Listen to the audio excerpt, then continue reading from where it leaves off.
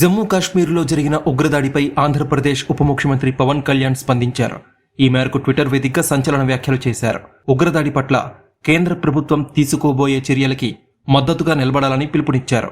ఈ సందర్భంగా Pawan Kalyan mini Switzerland అని పిలువబడే జమ్మూ కాశ్మీర్ అనంతనాగ్ ప్రాంతంలో పహల్గాం బైసరన్లో ఈ రోజు జరిగిన విషాదకరమైన ఉగ్రదాడి వార్త తన్ని కలిచివేసింది అన్నారు. ఈ భయానక దాడిలో 27 మంది అమాయక పర్యాటకులు మరణించగా మరో 20 మంది గాయపడ్డారని తెలిపారు. మృతుల కుటుంబాలకి హృదయపూర్వక సానుభూతిని తెలియజేశారు పవన్ కళ్యాణ్. అలాగే గాయపడిన వారు త్వరగా కోలుకోవాలని కోరుకున్నారు. ప్రధానమంత్రి నరేంద్ర మోదీ సారథ్యంలోని కేంద్ర ప్రభుత్వం ఉగ్రవాదాన్ని ఎదుర్కొనేందుకు నిరంతర ప్రయత్నాలు చేస్తున్నప్పటికీ ఇలాంటి ఘటనలు తీవ్ర ఆందోళన కలిగిస్తున్నాయని ఆవేదన వ్యక్తం చేశారు. అంతేకాక పర్యాటకులు, స్థానిక పౌరుల జీవితాల్ని రక్షించడానికి జమ్మూ కాశ్మీర్ ప్రభుత్వం కేంద్ర బలగాల పూర్తి సమన్వయంతో ఇలాంటి వాటిపై కఠిన చర్యలు తీసుకోవాలని జమ్మూ కాశ్మీర్ ముఖ్యమంత్రి ఒమర్ అబ్దుల్లాని కోరారు.